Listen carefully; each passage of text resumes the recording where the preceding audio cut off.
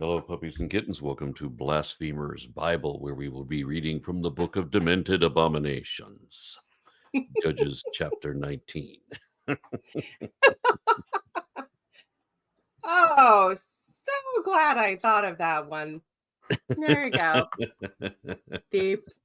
Yeah, I wish my Bible had that title on the front. Well, that would be truth in advertising, and Christianity doesn't really do that. Yes. So, anybody have any opening comments? Yeah, first of all, I'm going to be reading this. Very excited to do that. I always love my mythologies with a whole lot of death and suffering. So this is right up my alley. The reason I didn't like the Iliad was because it didn't end with death and suffering, and the reason I liked the Aeneid was because it ended with death and suffering. So I think it is only proper for me to begin these proceedings with some death and suffering. However, I would like to point out that the existence of this chapter in any form, as mythology or history, or the fact that anyone ever thought to write this fucking thing down, is all the reason women will ever need to choose the bear forever. Well, there is a reason for this chapter, and that is because of chapters 20 and 21. In fact, whether you like it or not, I mean, it's basically like you could see it as a polemic against Benjamin. Yeah, it is. But this the thing is supposed to start the war. Yeah, but the thing is, nobody really knows when these chapters were created, and chapters 90 to 21. And actually, Butler has a list of all the suggestions. Peter, can you please show it? So this is from Butler's commentary, and he writes that the date of writing for these chapters is greatly debated. So you can see Niditch thinks it's from the pre-monarchy confederacy, which is very odd, in my opinion. Possibly never existed. Yeah, Youngling and Unterman think it's the time of Saul. The scholar who likes children thinks it's before Isaiah. Tollington. The scholar who likes children? Yeah, we don't talk about him. Swear over his name. I think I know exactly who that is. So, yeah, it's exactly who I think it is. So yeah, you can see all the way down to the priestly date, which is proposed by Kratz. Amit actually proposes it's the exile, well, which I think it's odd because I think in her commentary she said she dates it later, if I remember correctly. I can't really remember. Yeah, I usually see them being dated to the exilic period. That's was it the because it does kind of justify this war, and it is very much you can definitely see it being pro kingship. So maybe Josianic, right? So I've seen it dated like within that range. Yeah. Just most generally, that's where I've seen it. Yeah, and we'll see later on that in this chapter specifically, we'll see some similarities with Genesis 19, which is the Sodom story. Yeah, true. There's actually for the next few. Well, I guess not next few. Ruth as well is going to have those some of those underlying themes as well. Mm-hmm. But yes, some pedo says that this book is older than Hosea, or this part of this book. Right. So the thing is, I mean, to me and to what I've seen as the most scholars putting this in the Deuteronomistic history, you're only talking about this period surrounding the exile for the most part. So that is where this would most commonly be placed. But yeah, putting it so early is crazy. Maybe they're trying to figure out the time this would have actually happened instead of the time it was written. I don't know, but when it comes to the actual authorship and inclusion in a greater work, it would be, or even something that would become one day part of a greater work, somewhere around either we're talking Josianic or exilic period. It seems is usually where I see it. Before Hosea would make it the oldest book of the Bible, wouldn't it? Yes. Now, I do think that Wait, when we're talking about do books, they mean before Hosea the book was written, or do they mean before Hosea the king? I think they're. It's a. Okay. good question. Peter, you can close the picture. Tomer, when you said it's before Hosea in this chart, what does that mean? Does that mean before the book? Considering the timeline that Tomer has kind of laid out there, Yeah, it it looks more seems like the they're king. talking about the prophet Hosea. A prophet. Mhm. Oh, okay. Yeah, the prophet. I believe he has the book in here. He A brief does, one, yeah. but still, One of the it's oldest. Yeah, but the yeah, it's well, and king, the prophet. one of the oldest. They didn't exactly put these. Yeah, the order of the prophets is something we'll have to discuss when we get to them. But there are elements to Judges and to everything in the Deuteronomistic history that may have been written, you know, in the Deuteronomistic period closer to the time of Josiah, where you have the element of polemics against the groups that they are currently arguing with. And you know, retconning parts of the narrative to bring together the people that they are allied with and to insist that this has always been the way and it's God's way and blah, blah, blah, blah, blah. Obviously, all of these are, again, you know, edited, folded in, accepted or rejected, exilic, post-exilic, that, you know, the final form, Torah emerges when they come back. But yeah, it's this one, it's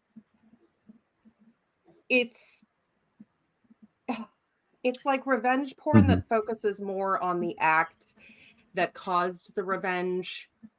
Like if half the movie was about the girl being kidnapped and taken, so they really want to justify everything that they've done here with the most horrible stuff that they can imagine. And of course, it's women who suffer, as it always is. This is actually Helen Which of Kill Troy Bill in are the you worst talking way about? possible. Yeah, it's worse than what they did to Helen of Yeah. Troy, which is things. However, yeah. I would argue that the woman here is more depicted as a victim than yeah, yeah. the fact, well, I mean, they didn't entirely justify what it did to her, but also your righteous man.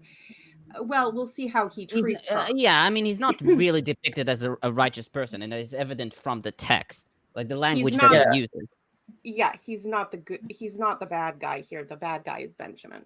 Yeah. I was going to say, like, when you said before that it's a polemic against Benjamin, there is quite a lot of traditional commentary talking about how the Israelites were did, you know, how it's also a polemic against the way that they behaved as well.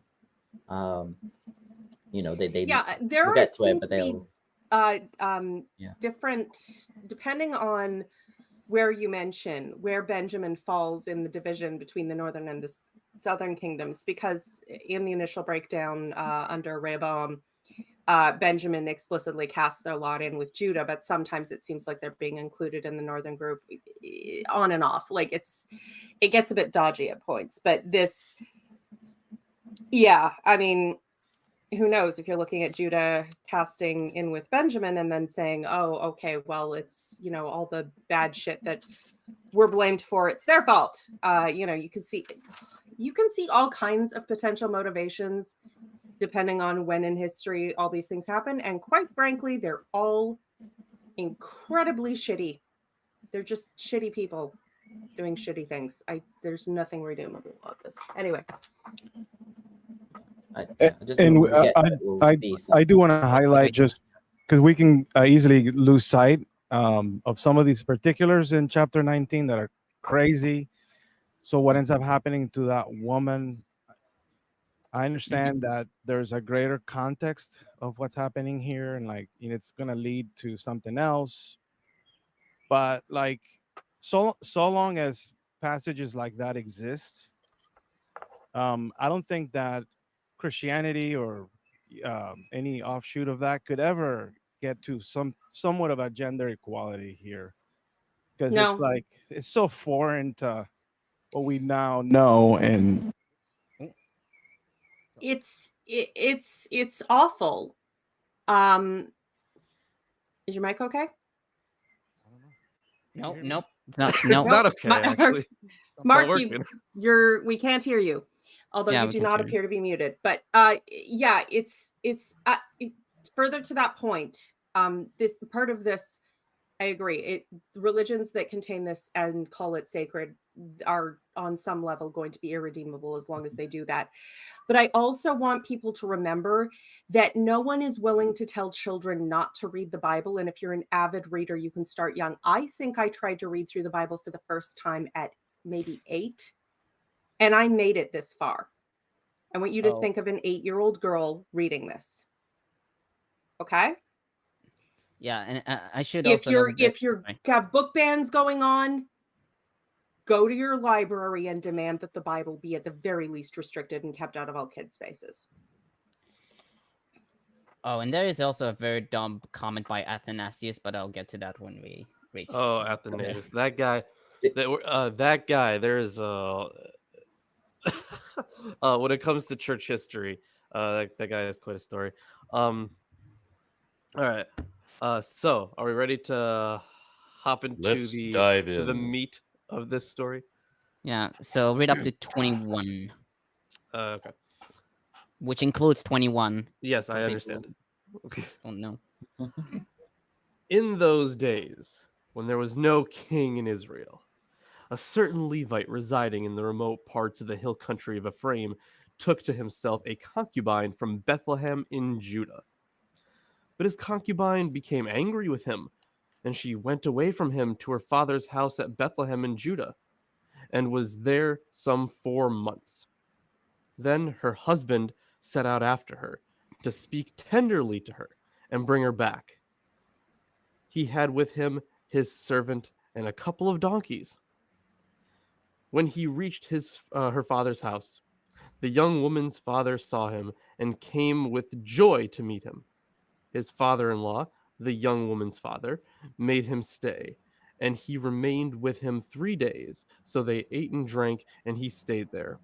On the 4th day, they got up early in the morning, and he prepared to go. But the young woman's father said to his son-in-law, "Fortify yourself with a bit of food, and after that you may go." So the 2 men sat and ate and drank together. And the young woman's father said to the man, "Why not spend the night and enjoy yourself?" When the man got up to go, his father-in-law kept urging him until he spent the night there again. On the 5th day, he got up early in the morning to leave, and the young woman's father said, "Fortify yourself and linger until the day declines." So the 2 of them ate. When the man with his concubine and his servant got up to leave, his father-in-law, the young woman's father, said to him, "Look, the day has worn on until it is almost evening. Spend the night. See, the day has drawn to a close. Spend the night here and enjoy yourself. Tomorrow you can get up early in the morning for your journey and go home." But the man would not spend the night. He got up and departed and arrived opposite Jebus or Yebus, I don't know. That is Jerusalem. Yeah, so it's Jerusalem. He had with him a couple of saddled donkeys, and his concubine was with him. When they were near Yebus, the day was far spent, and the servant said to his master, "Come now, let us turn aside to this city of the Jebusites and spend the night in it." But his master said to him, "We will not turn aside into a city of foreigners who do not belong to the people of Israel, but we will continue to Gibeah. Then he said to his servant, "Come, let us try to reach one of these places and spend the night at Gibeah or at Ramah." So they passed on and went their way, and the sun went down on them near Gibeah, which belongs to Benjamin. They turned aside there to go in and spend the night at Gibeah. He went in and sat down in the open square of the city, but no one took them in to spend the night. Then at evening there was an old man coming from his work in the field. The man was from the hill country of Ephraim, and he was residing in Gibeah. The people of the place were Benjaminites. When the old man looked up and saw the wayfarer in the open square of the city, he said, "Where are you going? And where do you come from?" He answered him, We are passing from Bethlehem in Judah to the remote parts of the hill country of Ephraim, from which I come. I went to Bethlehem in Judah, and I am going to my home. Nobody has offered to take me in. We have straw and fodder for our donkeys, with bread and wine for me and the woman and the young man along with us. Your servants need nothing more. The old man said, Peace be to you. I will care for all your wants. Only do not spend the night in the square.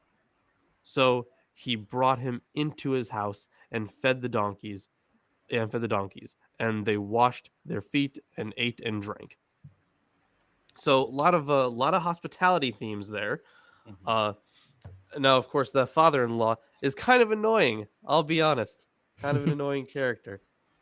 He sounds like really any Jewish grandparent, just wanting them to stick around a little longer, have some more food, So I think it's just a plot point to get yeah. them. It's just to get them to leave late enough in the day so that they end up staying in the night somewhere that they weren't intending to. And so that, yeah. This is why I need to be here. Because in a world where women are property, and where once you've been sold off to your husband, he has the right to take you from your father's house, whether you like it or not, whether your father likes it or not, unless there is some very good reason that would satisfy a patriarchal society why that's not okay. Where is it stated that he sold her? She's a concubine. That's but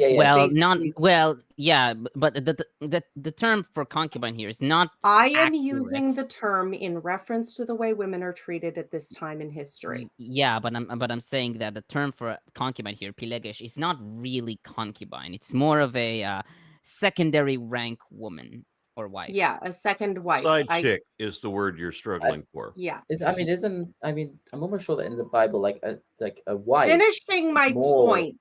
Sold. Yeah.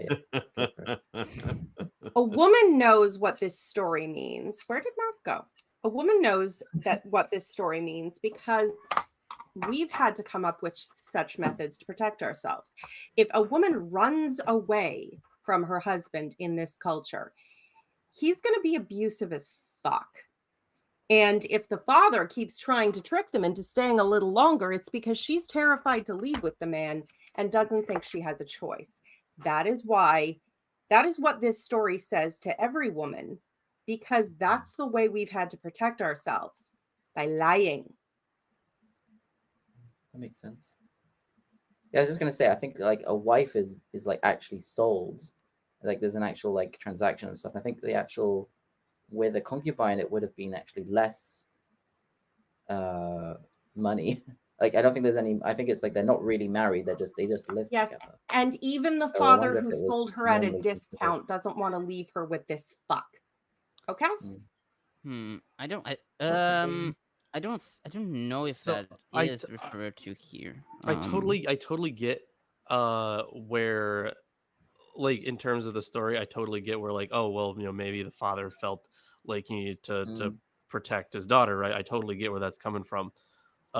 Although he does say that he found favor or something, right? It does seem like he's it says very he happy greeted the son with joy. However, we fake that too. If you're dealing with the kind of man like this guy clearly is, you pretend you're happy with everything, because if you want to get anything out of him, even your own physical safety, you can't offend his ego. So everyone's always happy to see him, and you make sure he feels that way.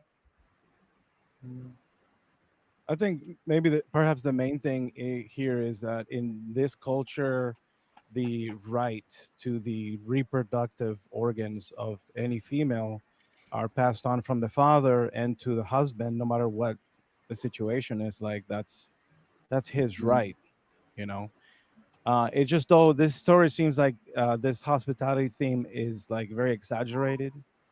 How welcome these people are and whatnot, but this is reflective also of their culture too. Kip Davis says that I was in one of his courses I've been reading from. He says that this is common practice in familial based villages for local residents to entertain travelers. And so there's this contrast between how, like, this Levi is being treated in this region versus how he's being treated by these other people. And then it just blows up. Not only Right, that, but the way that he doesn't want to stay in a land of foreigners is then quite Right. interesting. It's very there ironic. is a bit where it's like, it's almost like saying, it seems to imply, the story seems to imply, the writer of the story seems to be implying that if only he had turned aside and stayed with the Jebusites, he would have been better off. It almost seems to be saying that. I wonder if that was intentional or not. I would say it would have to be, as that's quite the condemnation of Benjamin, that it would be better to stay with the pagan, that it would have been safer for them to stay with these, idolatrous heathen scum than with their own people. And I also wonder what role did the fact that this concubine, as stated by the text earlier, played the harlot, as to why they're not welcoming them in this part. Like, what do you all think about that? I mean, the you translated as played the harlot, which is kind of what Niditch also renders it as. She writes he played the whore, but the root it could also be referring to adultery, possibly. But but it can also it can also mean to be angry with. Like Kaden cognate zenu, for instance, can refer to like angry or hate. Yeah, or like leave him. I have a comment on this, but yeah. Yeah. I'll get to that actually. Oh yeah, should we start? Yeah, I think I should. Okay, so first of all, I have an introduction to the chapter. So several commentators note the similarities between Judges 19 and the story of Sodom and Gomorrah in Genesis 19. As Nelson puts it, quote, the similarities in plot order are striking. Arrival of travelers, the option of the public square, accommodation by the host, washing feet and eating, encirclement of the house, demand to bring out the visitor or visitors to be known sexually, and the host's offer of 2 women, end quote. As a result, scholars generally see a dependency between Genesis 19 and Judges 19. According to Nelson, the scholarly consensus is that the Gibeah story is dependent on the Sodom narrative, since, quote, it seems inconceivable that Sodom's iconic status in the larger tradition, Deuteronomy 32:32, Isaiah 1 verses 9 through 10, Lamentations 4:6, etc., would stem from a story that emerged relatively late as secondary parallel to the Gibeah narrative, end quote. Likewise, Amit writes that the motivation for basing the Gibeah story on Sodom is clear. If the Gibeah narrative looks like that of Sodom, then the sin of the town and of those who tried to cover for it increases. Butler, however, notes that Niditch and Philip Guillaume argued that Genesis 19 depends on Judges 19. For Niditch, it is based on, quote, the tight relationship to the larger context that is not necessarily the case with the Lot narrative, end quote. She decides, quote, each version, however, is best regarded as a variation on a theme used for specific purposes in each context, end quote. For Guillaume, Genesis 19 is a midrash of Judges 19, which anticipates it and deepens the contrast to darken the Judges period, which is gradually being conceptualized. Now, I'll start with verse 1. In those days, Israel had no king. Abravanel writes that this phrase informs us why there was a civil war. Had there been a king or judge to rule Israel, he would have punished the transgressors, and the tribes wouldn't have fought against each other. Likewise, Butler notes Jacqueline E. Lapsley's observation that the phrase, quote, cues the reader to interpret the story to come as one that could occur only when a vacuum in the leadership allows such things to happen, end quote. Niditch writes that the phrase at verse 1, quote, introduces a late author's version of compelling stories that underscore issues relevant to a uniquely Israelite process of self-definition, and that draw upon more universal features of human experience, end quote. On that same verse, a Levite, Amit writes that the mention of the man being a Levite has no significance to the story. She writes that this detail intends to associate the following narrative with the preceding one. She cites Abravanel, quote, 2 transgressions were made by a Levite in our nation, one spiritual through the statue of Micah, and one physical through the concubine at Gibeah, end quote. And Butler comments, here the Levitic identity is almost secondary, including to provide some credence for the testimony in chapter 20 regarding his earlier mistreatment by the Benjaminites. The Levite is most often referred to as the man, with an occasional modifier to differentiate him from another character. All the characters remain anonymous, showing that none is a central hero in the story. If there ever was a story in the Bible without a hero, this would be it. Now, on concubine, in Hebrew it's pilegesh. While the word is generally translated as concubine, a more accurate description would be wife of secondary rank. Niditch writes that the pilegesh in the Hebrew Bible often refers to a second wife and appears to have a status lower than that of a wife, quote unquote, but higher than that of a harlot, quote unquote. Butler notes the opinions of Matthews and D.C. Benjamin that the term concubine, quote, often distinguishes secondary wives from the primary wife who is the mother of the household, end quote. Nelson writes that her status was not that of a slave, but of a legal wife of subordinate status. He notes that the woman was free to leave the one who is termed her husband in verse 3 and a son-in-law in verse 5 to shelter with the one called a father-in-law. Right. I mean, isn't the word concubine mean second wife? It doesn't mean a slave. That is used. There is a distinction in status. They talk about Solomon having, 300 wives and 700 concubines. So there is a distinct, but they are still his. They stay in his harem. They only have sex with him, whereas a prostitute Right, okay, so maybe in the Bible, you can have multiple wives, and then pilegesh, concubine is a different level. Yeah, and but I think political marriages. But like, so for example, in status would matter. Right, for example, in imperial China, the emperor would have, or the nobles as well, or whatever, they would have one wife, but then any secondary wives are called concubine. So I guess the word does have multiple meanings. Oh, I should note that Niditch cites Rabin. She writes she appears to have been a free woman with an influential family.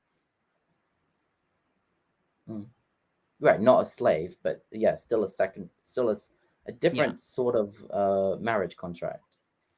Yeah, so because because you could have multiple subordinate wives. to the pre-existing. Yeah. I have a comment from Satan 616 who says, has any professional apologist even attempted to defend this story? You would be surprised. I mean, I'm sure that they've tried. Family values. Surely some apologist has tried. Throughout history, yes. The modern ones are too busy lying about evolution. I mean, the story does show that everything is being seen as a bad thing. So nobody's perfect here. Like, I don't think the Bible, the authors of the Bible are saying that this is a good thing. Look at this terrible thing that happened because and that's like an interpretation that was accepted by feminist scholars, that the narrator himself is like attacking the woman herself, and there's an extensive criticism by Butler, and I'll get to that regarding this this notion. Also, I mean, there is the choice of words, right? They didn't have to use the word vatizne.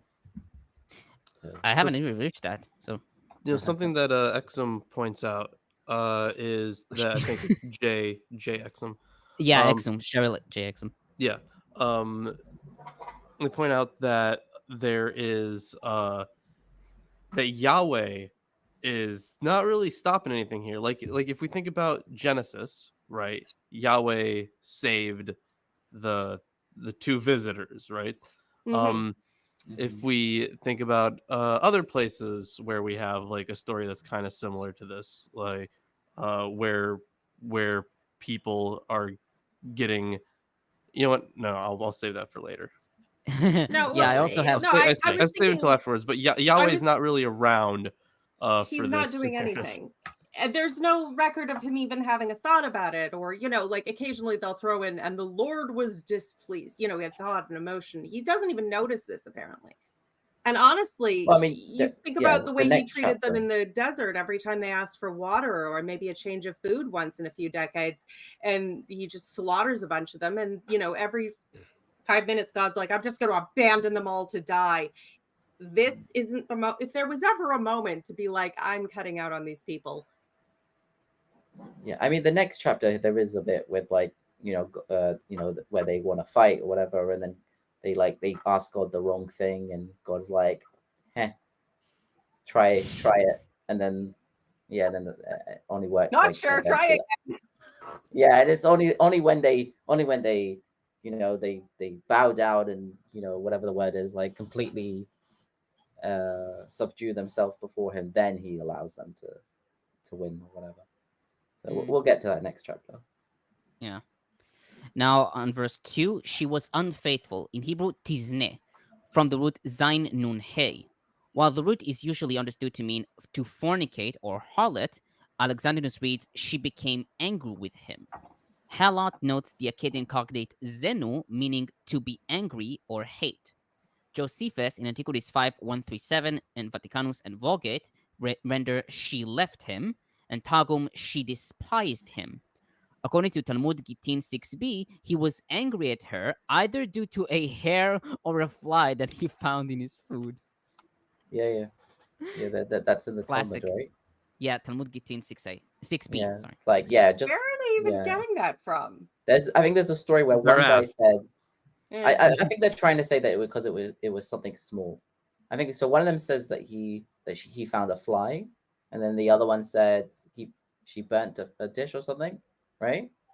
Yeah. And then the story continues that that's I don't know, something with God or a voice from heaven or something. Said that both of them are right, and they're like, how could that be? And he's like, well, maybe it's because both things show your happen, snakes now. No. I just showed the snake because Arn put it in the chat. There's a snake on his mic. It's adorable. You can't see it, Very Tamara? fashionable. No. It's wrapped around the mic. Okay, I didn't even notice it before. See? Yeah. Oh, yeah. He crawled out to meet me. He's face to face with me. Yeah, the screen is so blurry I can't see her. Yeah. You gotta like stick out your tongue to show you're happy. I don't know if it's a good idea to stick a fleshy bit out in front of the snake. It's just mirroring. They do it all the time. They smell with their tongues. Yeah. So so the story of the Talmud, they're like, oh yeah, both of these opinions are right because she did both things happened, but it was the burning that was like the last straw that made him angry with her, and that's why she left. Whatever. Yeah, I don't know where they got it from. So, I don't know if they were trying to think of a plausible reason to make it her fault, maybe, or they were trying to say, in the AU, it's a minor thing. The asshole who beats his wife when she burns the pot roast or something. Well, I mean, we do see later on that he is not the greatest husband. Yeah, the guy's a real jerk. That's one way to describe of this fucking the universe. That is, yeah. Okay, well, you have to give him credit. He took back his wife, even though she should have been stoned, right, as an adulteress. So he's got some mercy on him. Well, they both forgot what happened. Yeah, sure. That's. So, yeah, go ahead. Yeah, because I haven't finished my comment. We haven't even done I was mid comment, yeah. But I just wanted to emphasize that. So Fernández-Marcos notes that Ibn Janach interpreted Vatizne alav in the sense of she abandoned him in a fit of anger, or she rebelled against his authority. Butler follows Septuagint and Targum and renders his concubine found him repulsive. Nelson, following Peshitta, renders she was unfaithful to him, taking Vaticanus translation to be an inner Greek corruption, and writes, the woman's fidelity can function as a literary motivation for the Levites' later indifference to her faith, end quote. Niditch renders his concubine played the whore against him, and writes that her departure, quote, could be regarded either as a kind of harlotry, viewed as disloyalty, or as a protest against a situation of abuse. Now on verses 4 through 9, Butler describes verses 4 through 9 as, quote, a comic series of rising and sitting, eating and drinking, end quote. He notes Ye's opinion that the 5-day hospitality symbolizes, quote, the moral and conceptual subordination of the guest to the host, end quote. And that of Younger, who says that the hospitality is normal for a 3-day period and then borders on the excessive. Niditch writes that the dense repetition, quote, serves to emphasize the interaction broken by the visitor's insistence on departure even as the day declines, end quote. And Nelson comments, delaying a journey at the importuning of the host is a narrative technique intended to increase dramatic tension. A similar situation with the possibility of delay caused by hospitality can be found within Genesis 24, above all verses 54 to 56. The delay sequence is driven by the young woman's father, who is the grammatical subject of sentences in verses 3, 4, 5, 6, 8, and 9. The episode is bracketed by... I think I've heard of this term. It was once voiced as you can check out anytime you like, but you can never leave. Thank you, Aaron, for this very insightful remark. So the episode the episode is bracketed by a fuller statement of the man's familial authority, in that the longer phrase, his father-in-law, the young woman's father, serves as grammatical subject in verses 4 and 9. It's also interesting that he's called a father-in-law, even according to the opinions that say that they weren't really married, because that's what a concubine is. Like they don't have a marriage ceremony or whatever. So yeah. Now in verse 10, Jebus, that is Jerusalem, Amit comments, the usage of the name Jebus for the city's name is artificial. Although scripture indicates that the citizens of Jerusalem before its conquest by David were Jebusites in 121 and 2 Samuel 5, 6-9, the name Jebus for Jerusalem is not mentioned in ancient sources, neither in the Bible nor outside of it. It repeats only in the late book of Chronicles, in 1 Chronicles 11, verses 4-5, but not in its parallel story in 2 Samuel 5, 6. Also Joshua 18:28, which reads the Jebusite, that is Jerusalem. In contrast, the city was known as Jerusalem from Egyptian execration texts, 19th through 18th century BCE, and El Amana letters, 14th century BCE. The use of the artificial name Jebus indicates an attempt to compare to what was previously told and to emphasize that the city was foreign, end quote. Nelson writes that Jebus may have been a popular slur used by its detractors, i.e. rural Judites and northern Israelites, as seen in Ezekiel 16:3. Also important to note that the chronicler, so the guy who wrote 1st and 2nd Chronicles, used the king's narratives as a source. So that's important contextual note there. Mm-hmm. Okay. Now in verses 11 through 14, Amit writes that Gibeah is identified with Tel El Ful, 5 kilometers north of Jerusalem. It is also called Geba Benjamin in 2010 and Gibeah of the Benjaminites in 1 Chronicles 11:31. Butler writes that Ramah was 4 miles or 7 kilometers north of Jerusalem, and after amending 1 Samuel 1:1, it was apparently Samuel's home. Moreover, it has strong associations with Saul, seen in 1 Samuel 10:10, with his anointing as king taking place there in 1 Samuel 9:1 through 10:16, and with David in 1 Samuel 19:18 and 21. He notes Amit's opinion that the city does not serve any purpose for the story and is only mentioned for polemic needs. He adds, however, that perhaps Ramah was made guilty by associating it with Gibeah, thus increasing the dark portrait of Saul. And Niditch comments, the Levites' refusal to accept the lad's suggestion to stop among non-Israelites and his insistence upon reaching an Israelite town set up tremendous irony in light of the vicious treatment he and his wife receive among those who are supposedly members of his own group. It has been suggested that the locations of Gibeah and Benjamin have implications for an anti-Saulite polemic, given the first king's origins in the tribe of Benjamin and frequent mention of his connection with sacred spaces and trees in Gibeah, seen in 1 Samuel 10:26, 11:4, 14:2, etc.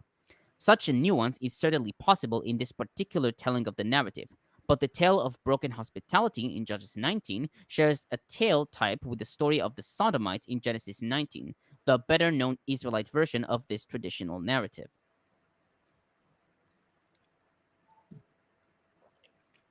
Now in verse 18, the house of the Lord. Fernández-Marcos notes Barthelemy's observation of two difficulties in the Masoretic text. First, why mention the house of the Lord as the goal of the Levite's journey when in verse 29 his own house is mentioned? Second, it is not the normal introduction for the end of the journey. Septuagint reads, I am going to my home, assimilating to verse 29. While this reading is favored by Josephus in Antiquities 5:142 and Amit, most early translations and commentators favor the MT and identified the house of the Lord either as Shiloh, according to Rashi, Kara, and Abravanel, Bethel, according to Nelson, or at a temple at the Mitzvah sanctuary, as seen in 20 verses 1 and 3. Fernández-Marcos writes that the phrase halach et does not mean go to, as Vulgate, Peshitta, and Targum render, but with the accusative particle, it means to travel or traverse, seen in Deuteronomy 1:19 and 2:7, or with the preposition to accompany and to frequent. And so the phrase should be read, I frequent the house of the Lord, that is, I accomplish in the sanctuary my Levitical service. Yeah, I noticed that Lawrence's translation had my house rather than the house of the Lord. Yeah. That's basically Matt Septuagint. White. Yeah, it does. Matt It does White. say that the Hebrew is to the house of the Lord. It does note that, like in the Yeah. note. I got a comment from Matt White who says that Tomer, is there not a Mesopotamia/Levant tradition that one owes hospitality to a visitor for 3 days maximum? Yeah, I said that it's a norm, like to have 3 days as hospitality, and I've noted. I think was it Yi or Younger? Yeah, no, it was Younger. Who says that the hospitality is normal for a 3-day period, and then borders on the excessive. But it was considered a sacred duty and something you could not, if you had taken someone into your house, you had to give them hospitality for at least those 3 days. If you were, I mean, yeah, the days given to hospitality are very significant in that culture. Yeah. Also, the people like within biblical texts, often the hospitality is just afforded to men. Oh, of course. Yeah. Of course. A woman, I mean, if she's not with a man, what is she doing? We can't take her in. I mean, She it could might, also be have thoughts. Yeah, it could also have been used to stress the difference between the Judahites in Bethlehem versus the Benjamites in Gibeah. That as well, sure. But like the underlying, or one of the underlying things is that, or it's just for a the plot men. device to get them to leave at the right time. You can have more than one reason for an item in a story. And then Trevor and Wright puts in the comment that the book of Judges only focuses on a specific population set of people. Why is this the case if indeed There's a continuation on the screen. Okay. Why is this the case if indeed there are other populations not mentioned? There are other populations not mentioned. Why it's least likely to be relevant? I think he meant there are rather than there. I'm other not sure. populations.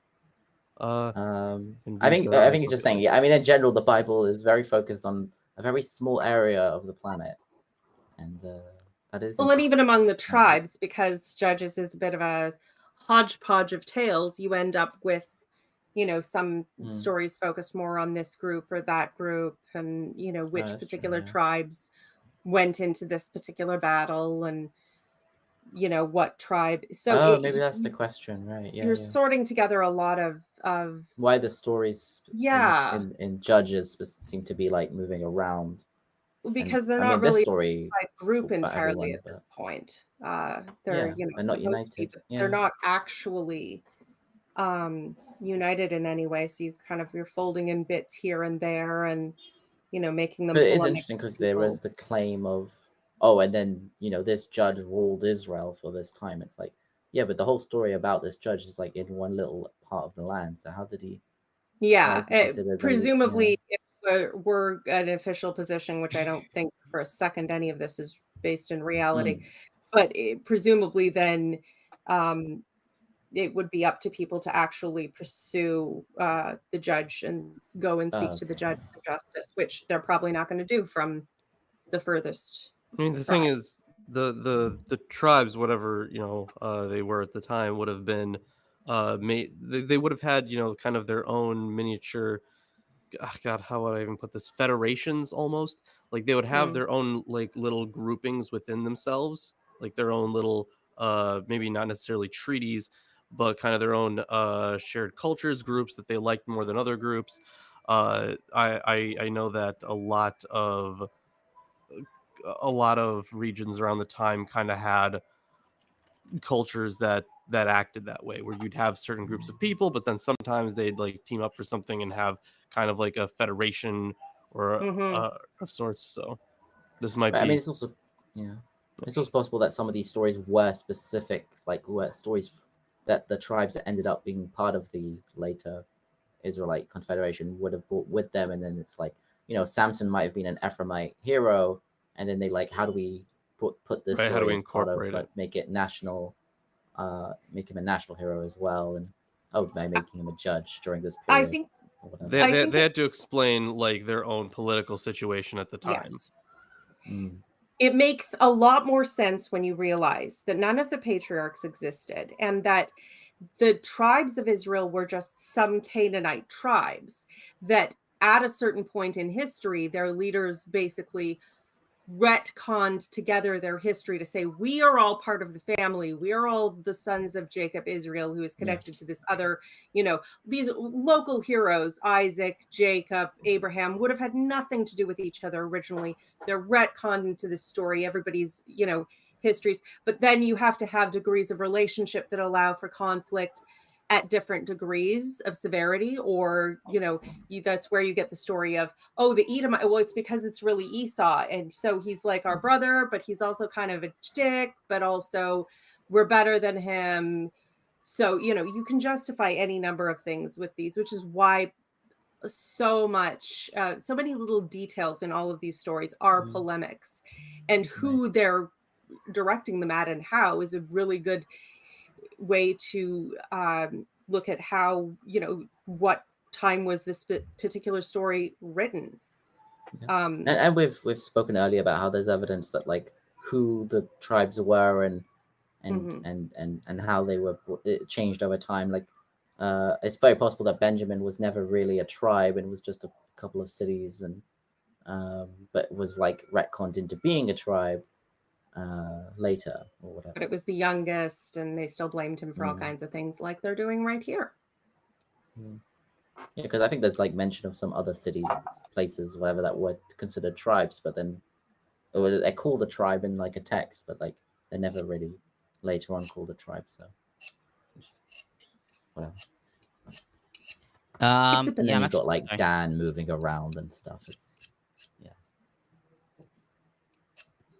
I'm actually done with my commentary. really? Yeah, because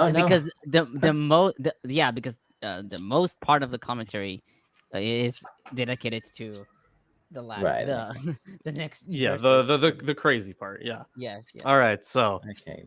Matt White has a comment here. Further to the point, the stories happen close together. Jonah is said to flee to a town near Gibraltar Straits. As far as I can remember, the farthest away location described in Scripture. That's just an interpretation. I mean, like India is farther, maybe. I mean, I'm not sure about right.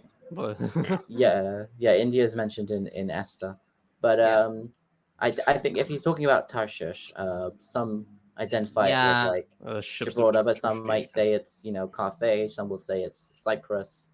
Sardinia. They don't know where Tarshish is. They just know it's probably a sea, an island or somewhere on the sea. And definitely something sea related, because that's where ships are gotten from. Yeah. Right. There's a port. We don't know what else there is, but there's definitely a port. Yeah, there got to be at least one port. So verse 22. While they were enjoying themselves, the men of the city, a preserved lot, surrounded the house and started pounding on the door. Did you They say said preserved a lot? a sorry, a perverse, my bad. Yeah, A that's perverse fine. lot. So they said to the old man, the master of the house, "Bring out the man who came into your house so that we may have intercourse with him." And the man, the master of the house, went out to them and said to them, "No, my brothers, do not act so wickedly. Since this man is my guest, do not do this vile thing. Here are my virgin here are my virgin daughter and his concubine. Let me bring them out now. Ravish them and do whatever you want to them. But against this man do not do such a vile thing." But the men would not listen to him. So the man seized his concubine and put her out to them. They wantonly raped her and abused her all through the night until the morning. And as the dawn began to break, they let her go.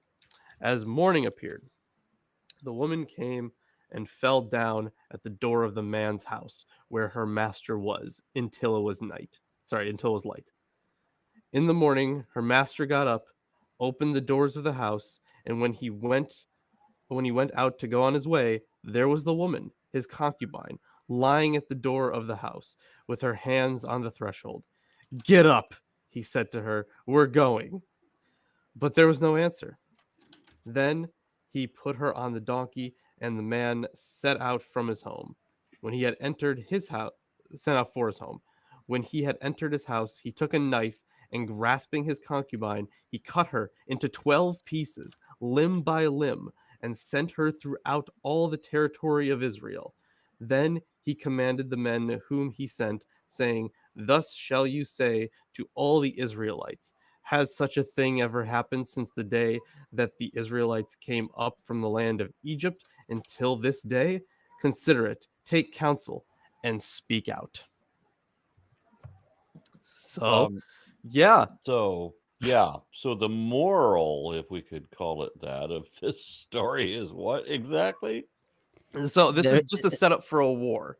Yeah. They want to justify this attack on Benjamin Yeah. because they're like, listen, this happened in this land.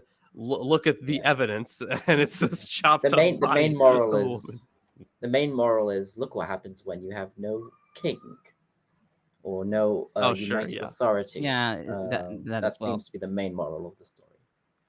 Look at that. And also the Gibeahs are dicks. Yeah, but they Gibeonites. probably I never don't know. really existed as so it's they didn't have to pick Yeah. a non-existent population It to would at least say, be a look at them, they're bad. population. They would at least Yeah. be having The a polemic Benjamites as a for whole, I think, whoever is lives there now. Yeah. Yep. Yeah. The Bible's sanctity of marriage. Well, She's a second-rate wife. The whole what's Yeah. kind of, I don't know if it's unique, but the worst thing about the biblical definition of marriage is that there is no first wife, and concubines are secondary wives, which was common in other cultures. It's even worse because they had multiple wives. They had multiple women that were their main wife. They didn't have one wife and then secondary wives. They had a bunch of women that were all their wives at the same time. It's I don't know how to explain it properly, well, but like I that makes don't sense. really Like- think so. like but- I was saying about like Imperial China, right? That the emperor had a wife. His wife is the empress. The concubines are just yeah, but are just China is concubines. not. They're not China is wives. not Israel. I know. I'm saying there's two different. That the biblical way of doing it is even worse because you don't even have is a husband and one wife. It's a husband and multiple wives, and the concubines is like another depravity where you have, well, I want more women, but I don't want to pay and treat them as if they're a wife. But they can also have multiple actual wives. Yeah, what a surprise! So- After that bit, we get a bunch of Yeah. comments. Beamsy says, there's another one. So Beamsy says, one thing shocks me One thing shocks me about the Bible being so popular is the people who read it could not even read a children's picture book. Ironic, since one of the ways I was indoctrinated as a child was a Bible picture book. And they would take out all the sex, but not the violence. So, you know. Wait, was this in the Bible picture book? No, actually, this is one of the only stories in Judges, because they did manage to have versions of almost all the others. Right. This might be the only story that they weren't able to take out the sex. So there was no version that they could teach to us as children. Right. Yeah, I remember for some reason I had a children's Bible when I was growing up, and I would just look at the pictures mostly. But yeah, so I don't remember this story being in. I remember Samson being in it. I remember the artwork for that. But yeah, this is it makes sense why it's left out of children's books. I want to back up a little bit because I think there's one aspect of this narrative that's key that perhaps we kind of glossed over a little bit. And that is the why of these men from the village coming over to wanting to rape the man. And Tomer mentioned earlier that perhaps there is a connection with Genesis 19 and Sodom. Based on, I've been... this is on Kip Davis's Real Israelite Religions course on MVP courses. He talks about how, and this blew my mind, by the way, that there was a Middle Assyrian law code dating back to 12 BC, where as a result of adultery, let's see here, like the men of the village, whenever a person committed a man committed adultery, the men of the village would take the man out in the public square and penetrate him. Yeah, I think I mentioned something like this when it comes to the woman being the adulterous woman, where she is also like, yeah. I mean, I think in Exodus 21 I mentioned it. Yeah. So I find this to be really interesting because it does get mentioned at the beginning of the chapter that there's adultery that takes place, right? It possibly is from the women. I don't know if in that culture, one adulterous spouse means everyone's adulterous. I don't know what it's really speaking of in here, but it somehow I feel like it's got to play a role as to why they were wanting to come out and rape this man. And then the result of what ends up happening, the woman ends up getting the worst end of the deal. So, as always, yeah. I don't think the Bible considers someone to be an adulterer, only a man to be an adulterer only when he has sex with the wife of another man, the husband of the wife that is that commits adultery is not considered. He owes no fidelity to a woman. He owes fidelity to his fellow men. Yeah. A married man can't become. It's against him. It's not. Yeah. If he goes out with a single woman, then it wouldn't be considered adultery at all. I should know that Mark refers to Middle Assyrian Law 20, which reads, if a man copulates with his comrade and they prove the charges against him and find him guilty, they shall copulate with him and they shall turn him into a eunuch. Wait, the punishment for, I'm guessing for like gay banging sex. another dude, copulates with his comrade. Right. That's the translation. Oh, gay I see. sex. So someone who, so I think it's possible that like in that sort of culture, they would have seen, having sex with someone on the same rank as being forbidden. And so the kind of is like, oh, someone who has sex with someone of the same rank, a free man, we should turn him into a lower rank man by gang raping him and turning him into a eunuch. Yeah. I'm guessing that's the logic, how the punishment can be the same as the crime. So death by snoo-snoo. Oh, and the law that I did mention in I think Exodus 21 was Middle Assyria 55, where was it? The father of the maiden shall take the wife of the copulator of the maiden and give her over to be raped. You'll notice the host didn't actually send out his daughter. Right. No. Yeah. The guy. But the guy supposed to be a. Yeah. But so Eric Wander says her master. Only at the end of the story is he called repeatedly and almost ironically Yeah. her master. That's rhetoric, basically, just emphasizing that was his responsibility, and he is guilty of not taking care of her, or something like that. It's most The nicest way to look at it. Can you see this picture, Lawrence? I want to know if this is the style of art. No, that's not the style of art. Yeah, Okay. we had different That's ones. not the We had Bible. different- That's not the manga Bible, is it? No, it's Manga Bible. actually it's Chariot Books That's a real thing. publication. I it is. remember the cover just said like the children's illustrated Bible or something like that. Mine was a hardcover. It looked like a grown-up Bible with the same thing, the Children's Illustrated Bible or the Illustrated Bible, but it was these same comics that I also found at a Sally-Ann for like 50 cents. Yeah. I don't know if it's the manga Bible where that meme comes from, where it's like there's like a couple of angry men and it says they hated Jesus because he's No, that's a chip tract, I think. Oh, that's a chip Yeah. tract. Oh, Yeah. okay. Yeah, then I those was ones are Do even not crazier. confuse that with scripture. All right, But that's a internet real big user meme now. said, Yeah. Aaron, you spoke with Icaria S. D.M. Murdoch around 9 or 10 years ago. What are your thoughts on her works? Also, do you six consider her work credible? I'm guessing don't that was do that. supposed to say still. I don't know who she is. Unless No, they're I think referring she to was She Yeah. was the Oh. one who wrote the Christ conspiracy, and it was used Oh. as the basis for the movie Zeitgeist.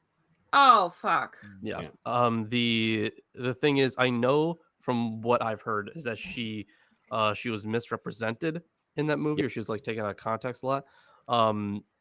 But I still think so. Like the movie made her seem worse than she actually was, but I still think that her work is not credible. But either way, Yeah, and then some of her critics did come around and kind of recanted their original criticisms when they realized that Zeitgeist was saying things that she wasn't saying. Yeah. And Like and that. I One of the Zeitgeist ones is that she far more- specified. Zeitgeist is was far the- more atrocious. Yeah, when they were talking about how the Zeitgeist said something about the Son of God, as in S-U-N. Yeah. Oh my And she's god. Yes, like, as if in she goes, English. I'm multilingual. Multilingual. I would not have made such a stupid mistake as that. Yeah.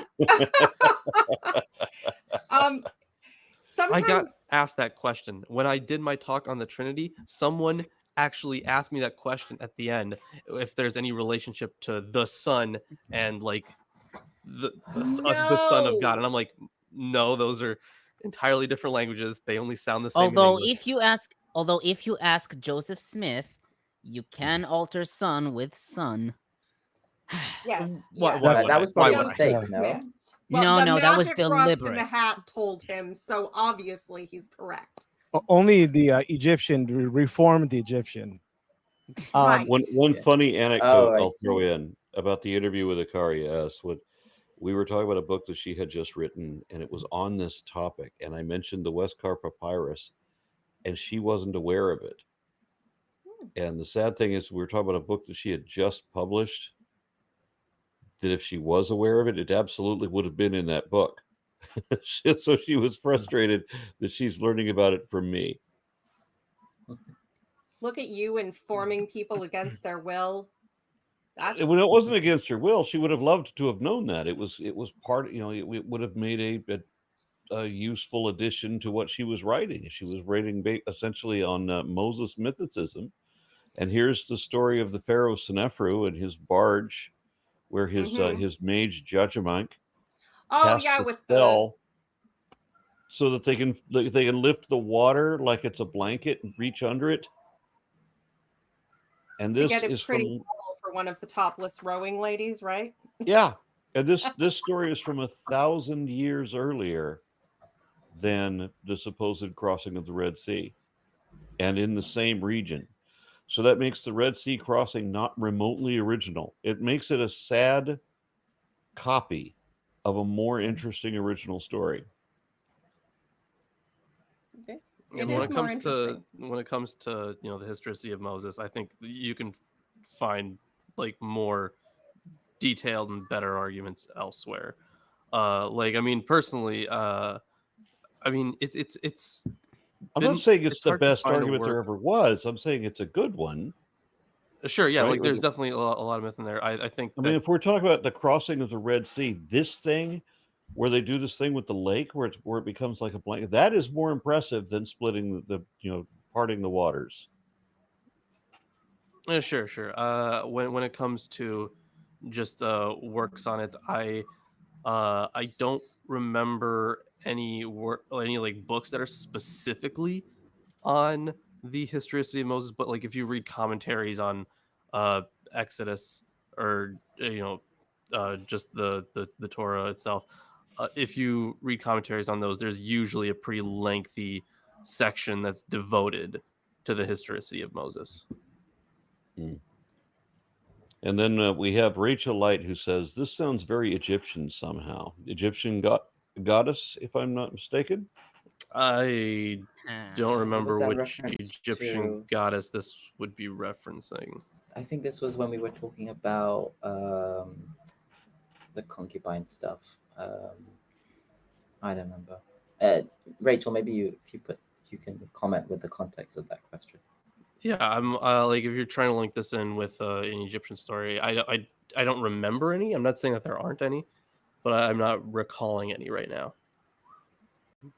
Next comment is from SJL, who says, I know why I would be outraged over this. They were upset over the rape and murder. Were they upset over the rape and murder, the threat of rape, or the crime against a man's property? Well, obviously, it's the man's property. Well, just like anybody once we get to the next chapter. If it's a narrator, what was the crime? If it's a narrator, I think he explicitly states that this was wrong. So but the question is the problem about rape and murder, or is it just a property crime? I don't think so, because the man isn't shown as being a good person, so why would it care so much about his? I think it's also because of the. It's hard to tell. I think it's also because it can be as well, but I think also because of the murdered woman. Because in the next chapter, she's described as the woman who was murdered, and they all ask, well, what the hell is why is this? And he explains what happened, etc. So we'll get to that. The lives of your wife and daughter matter not compared to the dignity of a total stranger in your house. It depicts him as an asshole. What do you expect? But also the host, who's supposed to be the good one of the better people. But I guess this sentence makes him look bad as well. It just takes hosting to a completely extreme approach. You could say that. The idea of being able to sacrifice yourself for someone under your protection is, I suppose, one could argue it's noble, but instead it's, at least he's not sacrificing himself. Of course. No, he's sacrificing something he owns. It's like the two women, his daughter and the concubine, they're they're lower class, their property he can just give. He's like, oh, don't do this crazy thing where you attack a guest. Someone's a guest, you can't do that to a guest. But here's some women, enjoy, do with that. Maybe that will make you stop you from doing something like this. And then the next comment from Trevor and Wright says, Solomon was allowed to have a lot of wives and concubines. This is polygamy, which is illegal in America, but not in the Bible, right? LOL. Absolutely. Christians have proven they cannot be trusted with any form of polygamy. Polygamy was practiced for quite a long time by Jews, Christians, and Muslims. Some places still keep it. Mormons brought it back, and then the mainstream ones got rid of it. But there's a whole bunch of breakaways that try to keep it up, like the fundamentalists, the FLDS. Fundamentalists, LDS, and then you've also got the Brotherhood of the Apostolic. And it's a funny thing that the FLDS, just like Joseph Smith himself, they always had this tradition that each subsequent wife, the first wife would be your age, but each subsequent wife somehow gets younger and younger. Well, they need to be get them while they're young. You know what I mean? Brigham Yeah. Young. And someone take that out of context. Yeah, exactly. It won't be hard. remember, was it Moroni 8:17? I love little children with perfect love. Gross. Okay, so Death Crush puts in the comment that it's crazy how homosexuality between humans caused God to destroy an entire city, but his other creatures, like animals, get to be as gay as they want because why not?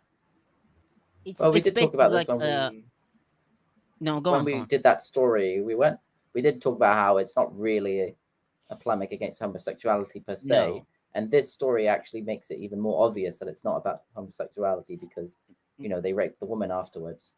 So it's not like, these men are evil because they only want to have sex with men, because they didn't only have sex with men. And it is all about like the whole, this treasured, thing about keeping people as guests and treating them well and all that stuff, and how terrible it is not to be like that. And look how far people would go to be evil. Kip Davis says the same thing about Sodom too. It's not about sexuality; it's about dominance. Yeah. Well, That has always been a part of, sex between men has been about. which is why it's fed from a religious perspective, even to, if you're a bit more on a liberal side, to reinterpret like Leviticus as well, to be talking about a power dominance relationship, not a homosexual one. Mm-hmm. And then Matt White says, Aaron, Christopher Hitchens said, when promoting a book, you meet the people you needed to have spoken to when you were writing it. Yep. Yeah, I uploaded a video yesterday where we were talking about whether DNA was a code. And I'm talking to somebody who is a geneticist, is competent in computers, and we're explaining, the difference between computer and genetic code. And somebody in the comments offers that they're both a professional programmer and a geneticist. Wow. Would you like to talk to me? I'm like, well, I already made that video. And I think we did well enough. But thanks. Where were you last week? And then Dara O'Kane says he is godlike. He is God for godlike, sacrificing his daughter to save the day, just like God will do with Jesus. Okay. That That's is. what I was gonna say. Yeah, that's why I said is the concubine Jesus, because. Yeah. Although again, Well, the concubine was the only one sent out. The daughter wasn't actually sent out, which is something of a relief. And the man did write her off, because at the end it says that the guy, when he was getting ready to leave the next day, it didn't say that he was getting ready to look for his wife or whatever. He didn't go out looking for her. He was leaving. He was just tripped over her dead body at the door. Yeah. So caring. And then he's like, oh, let's go. Like, he didn't even think like what had happened to her, or get up, we're going. Was she okay? Yep. Was she able to walk? I sent you to be raped by a mob of who knows how many men last night. Yeah. And time's a wasting. So he was like, oh, you came back. Oh. Yep, that's how the Bible defines marriage.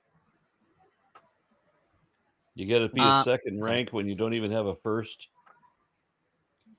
And you're the expendable one, the one that you throw out to the gang rapists. Well, I think it is intentional that he is depicted like that. But no one is good in this story. Yeah. Well, you said that the concubine is Jesus. Well, I can confirm that no ancient Christian commentator thinks this, but we have Athanasius. What? I was going to say that would be the worst thing in the world to compare Jesus to a woman. Like, but I would say that Athanasius writes that by way of comparison, this offense and its aftermath, although grievous, is considered less injurious than the atrocities committed against the church, which bring its canons and ordinances into jeopardy. Canons and ordinances? Like weaponry? Yes. Yep. Basically, I mean, you could write that in two different ways, right? You could write it cannons with a double N and ordinances like No, you know, cannons with artillery, or you could read it as cannon with one N and like I think it's Oh with god. an A, ordinances. You know what I'm referring to. Yeah, it's canon law. Yeah, is the yeah. thing, Oh, that's what it's talking about. Oh, okay. Basically, if you question or in any way cause anyone else to question the authority of the church, you're worse than a gang rapist murderer. Or the man who sends his wife out to them. Internet user adds, Aaron, what are the main differences between Richard Dawkins, Stephen Jay Gould, and Edward O. Wilson's positions on evolution? What about Sloan and Wilson's group selection idea? Because, that's the topic we're discussing today. Yeah. Peter, do you have the off-topic picture again, or was it just a one-time thing? There we go. Well, it doesn't work. Thank you. Yeah. What? It didn't work for me. So are we ready to move on to chapter 20? No. Wait, did you read the comment? No, I didn't. No. Aaron, did you read the comment from internet user? I didn't. He did. He did. Yes. Oh, okay. Yeah, but before we'll get to that, I should note that Nachmanides writes in his commentary on Genesis 19:8 that he writes that know and understand that the matter of the concubine of Gibeah, even though it resembles this affair, i.e. the Sodom, does not attain the degree of evil of the inhabitants of Sodom. In what way does it not? I think he's saying that the Sodom, why. that it was because it was institutionalized in Sodom. Well, he has sorry. Like in Sodom and Gomorrah, it would have been the law of the land was like no guests at all. And here in Gibeah, we have the old man who lives there, even though he's a foreigner, and it's only a group. It doesn't say all the people of the town came around the house, which does say by Sodom. It says a group of men, a group of depraved men. He has men of the town, depraved ones. Yeah. He has sorry. He has like a full argument, like very long. Yeah. For instance, the purpose of the Benjaminites was not against the hospitality that takes place in their city, like the people of Sodom, but rather they lusted to sin in intercourse with the man, and in retrospect, they were satisfied with intercourse with the concubine. Something like that. Yeah, but he has more argumentations, which, yeah. I mean, they were willing to straight rape, so they're not as bad. Yeah. I think he's saying it was like a lustful rape attack rather than an attack on the idea. How dare you have guests in our place? I mean, but why would the old man, which by the way I think is more like the elder or an elder of that village that would have had some voice, why didn't he go on about it? It says that he's a foreigner that lived there. Oh, the old man himself, right? He's from Ephraim or something. He's from the hill country of Ephraim as well. Yeah. Okay, I'll start on verse 22. The wicked men, in Hebrew, Bnei Belial, literally sons of Belial. Nelson writes that Belial was a malicious character of the mythic underworld, as in Psalms 18:4 and 2 Samuel 22:5-6. Some suggested reading Belial from Ya'al, yoke, i.e. men without yoke of heaven, as in Talmud Sanhedrin 111b and Vulgate, or from Allah, ascend, i.e. lowly and inferior, according to Amit. Butler notes Pressler's opinion that the term means sons of wickedness or worthlessness, and is used especially of groups who threaten the social order. Semicus renders ignorant people, and Aquila of defection. On that same verse, so we can have sex with him. In Hebrew, neda'enu, literally to know him. The root yud dalet ain can refer to sexual intercourse, as seen in Genesis 4:1, 19 verses 4 and 5. Kimchi adds that yud dalet ain might refer to killing, as seen in Judges 25. They meant to kill me, dimu laharog. Nelson writes that in the ancient cultural context, same-sex rape was, quote, an assertion of power with the intent of feminizing and thus dishonoring the foe, unquote. And Niditch comments, As in Genesis 19, the aggressive and violent demands of the mob involve homosexual rape. As discussed in connection with Ehud, Samson, and the death of Sisera in 527, the man who defeats his enemy has metaphorically raped his enemy. He has empowered his enemy, a mere quote unquote woman. By the same token, the man who is actually raped is made into the woman, the quintessential defeated enemy. Issues of shame and honor are at play. The worthless men seek to assert their power over against the outsider, whom they seek to humiliate. Also at play is an abusive sexual ethic in which the rape of women in battle and other contexts, for example Genesis 34, is applied to the subduing of men. This passage is perhaps less about views of homosexuality, which priestly writers do condemn in Leviticus 18:22, than about a larger theme in sexual ethics in which one partner subdues, owns, and holds unequal power over the other. This is what toxic masculinity is: to define Yes. your honor as a man by not being a woman, to define being a woman as dishonorable and shameful, and to define yourself as better than that and nothing else. For not for any reason, just for having a dick. And we see it a lot, like in modern times, with like everything is gay. Don't show emotion. Don't do this. Don't do that. I think it was even like, maybe dare not speak his name, the bald guy, said something like having sex with a woman or maybe certain types of women was gay, which was weird. I did hear of a Muslim commentator, crazy conservative one, who said that if the woman was on top, it was gay. Fellas, is it gay to have heterosexual sex? Yeah, is it gay to have a woman riding you like a pony? This is what we need to know. Very gay. Direct view of bouncing titties will just absolutely turn you into a flaming homosexual, and you will instantly be compelled to write a musical. Isaac, is that what happened? It was the beards for me. I saw a man without a beard, and I thought it was a woman. And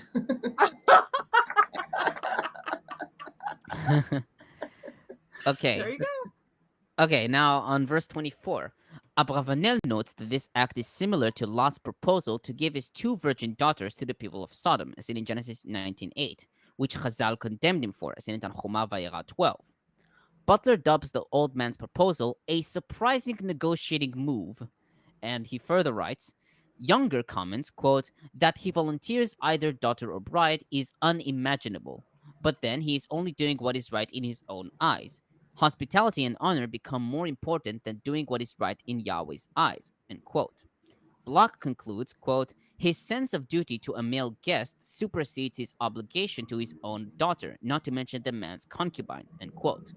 Mention of a virgin may in a way prefigure the later Benjaminite hunt for virgin wives, as Schneider points out, quote, here the Benjaminites reject what all Israel must find for them later, end quote. The unfinished refrain of verse 1 is completed here. They may do what is good in their eyes, just do not commit a stupid sin against the man. The editorial refrain in the elderly man's mouth, says Lapsley, quote, condemns the mob's action as the kind of atrocity that motivates the narrator's censorial remarks, end quote. Here may be seen the cultural distinction between the value of a male and that of a female. But as Matthews says, quote, women are legal extensions of their husbands and thus would come under the same protections guaranteed to their husbands, as long as their husbands identified them as such, end quote. Niditch writes that implicitly this represents a worldview in which women are regarded as disposable and replaceable. However, quote, the narration that follows implies that the author does not condone the men's behavior. They emerge as cowardly, and their complicity in the rape and murder of the woman is a clear and reprehensible violation of covenant, end quote. Nelson writes that the old man gives greater weight to the obligation of hospitality to his male guest than to any duty he owns to his guest's concubine or even his own family. He further writes, we should assume that the earliest readers would feel deep anxiety over his competing ethical obligations. Yiftach's dilemma with respect to his daughter was of a similar nature. Caught in the social force field of an caught in the social force field of an honor and shame culture, the old man has to choose between preserving his own honor as a host by protecting his male guest and the shame he would suffer by failing to protect his guest's woman and his own daughter. Worthy men were supposed to safeguard the woman under their protection and control. Contrast Abraham's failing in Genesis 12, verses 15 to 19, and parallels. But in the end, the old man seemingly decides that the social obligation he owes the Levite trumps this consideration. One should observe that the possibility of throwing out the male servant is not even raised, either because he would have been of too low a status to cause shame to the host or the Levite, or because the women were considered of lesser value even though they had the social standing of daughter and secondary wife.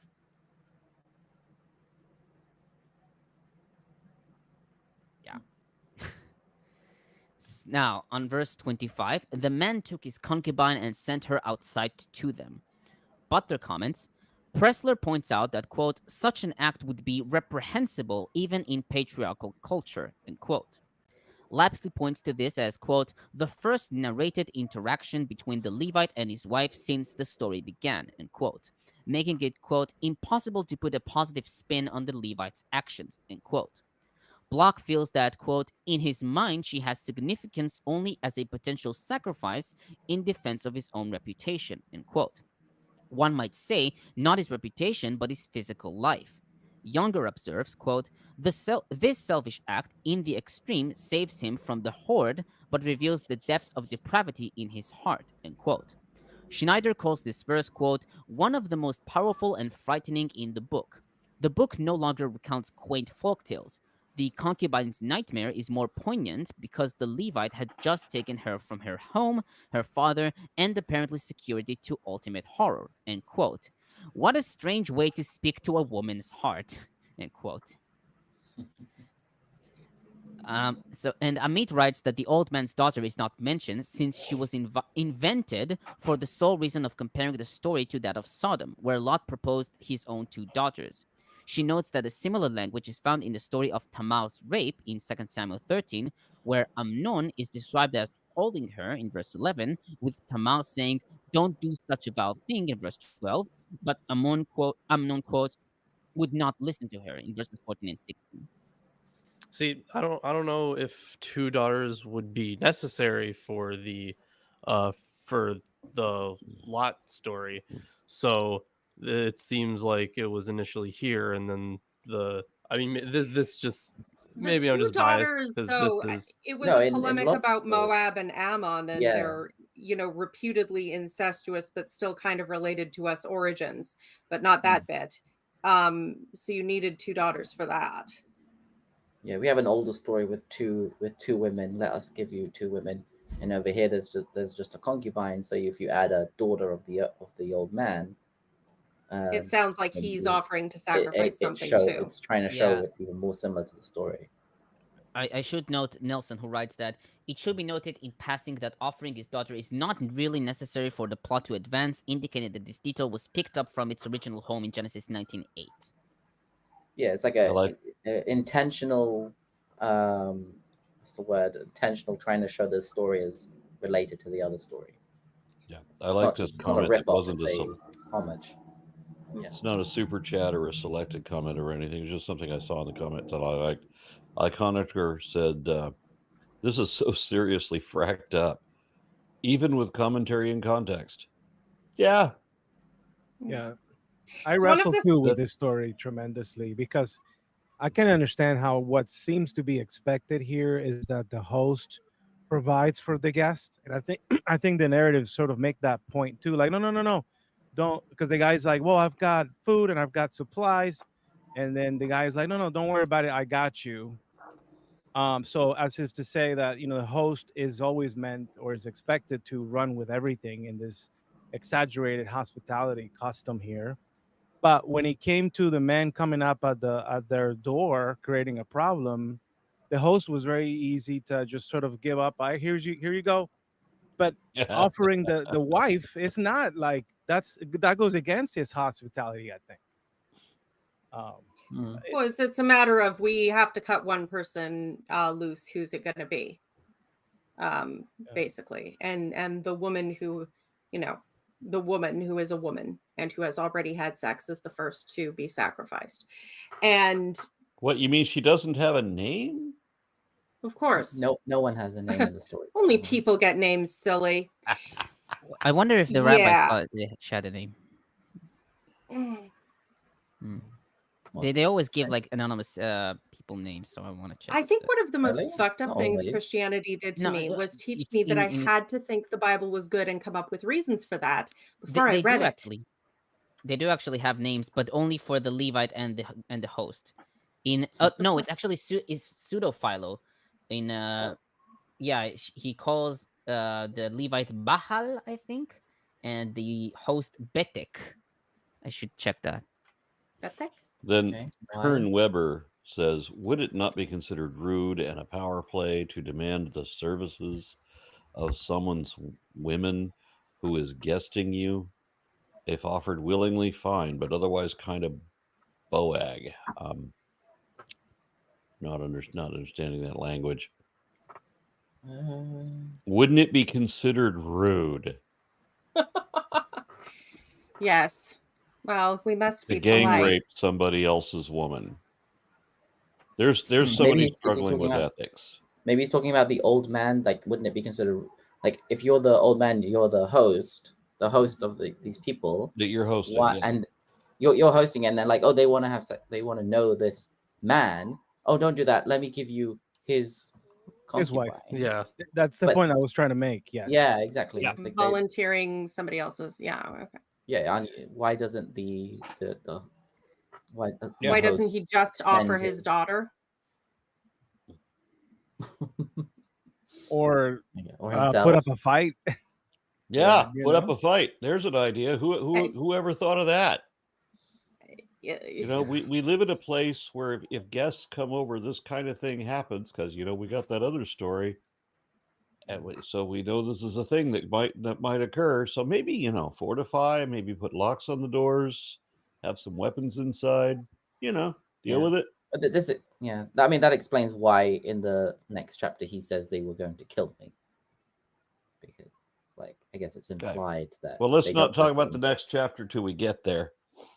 Well, we can start, right? No, I haven't. So, I should. So it's in pseudo-philo for Liber Antiquities 45. Thank you, Peter. 45b, which it's called. Sorry, where is it? Yeah, the host is called Bethak, and the Levite is called Beel. Is there is it something? Is the etymology important? Does it mean something? I don't know. Nope. Where? Just made stuff up, I guess. Okay. Pseudo-philo is dated to when? I think around not Josephus, right? It's not much later. I don't know. Right. It's we know it's not from Philo himself, but it's no. That's the whole attributed why it's called to pseudo-philo. Yes, maybe around around Bar Kokhba rebellion, maybe 17th century, maybe. Okay, so I'll continue, and this is a bit long. It's 2 pages. So they raped her and abused her throughout the night. Butler writes that this is, quote, obviously one of the most despicably violent scenes in the Bible, end quote, and that it drew much negative discussion, particularly from feminist scholars like Tribble, Exum, and Ackerman. For example, Tribble in Texts of Terror writes in page 76, quote, if the storyteller advocates neither pornography nor sensationalism, he also cares little about the woman's fate, end quote. And in page 80, that the narrator does not, quote, recognize the concubine's humanity, end quote. She agrees in page 86, quote, to speak for this woman is to interpret it against the narrator. She argues, to speak for this woman is to interpret against the narrator, plot, other characters, and the biblical tradition because they have shown her neither compassion nor attention, end quote. Ackerman, in Warrior, Dancer, Seductor's Queen, in page 238, describes the point of the story as men's mastery over the women who are under their control. Butler, however, writes that, quote, several recent studies have countered this tendency, end quote. writing that while the biblical author, quote, lets the old man and the Levite make this decision, the narrator obviously stands opposed to such an attitude and such action, end quote. He notes other biblical scholars who disagree with the feminist narrative. Schneider, for example, writes, because of the nature of these new studies, feminists have not tied this story into the larger narrative of Judges. Quote. Fockerman notes several fundamental errors in Tribble's analysis. Quote, A, she takes for granted that the narrator is a man, and she puts him among all the wicked males of the story because she confuses his reticent art of storytelling with his point of view. But this overlooks the fact that the narrator reveals his moral stance unequivocally by disqualifying the men from Gibeah at the very moment that he introduces them. B, she does not understand that quasi-objective narration and the precise description of horrors is a much more effective critique of violence than snorting out moral indignation, nor that the narrator is morally in order by the very creation. Tomer, I don't know what's happened to your mic, but you sound like you're underwater. You Do I? seem to be getting farther and farther away. I Do would I? like to say, Yeah, your mic is cutting in and out when you're not speaking, so I have no clue why.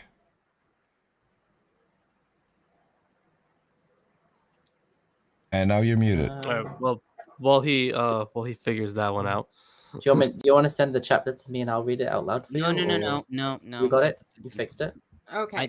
Maybe if it repeats again, I'll The It sounds one better now, I commentator think. said that the other scholar presumed that the author was a man. That's not really a presumption. It should be the proud boast of every woman that we never contributed a word to the fucking Bible. Well, It depends. I've seen some who think that Ruth was composed by a woman. So There is I think, was it Song of Songs? That might have been composed by a woman.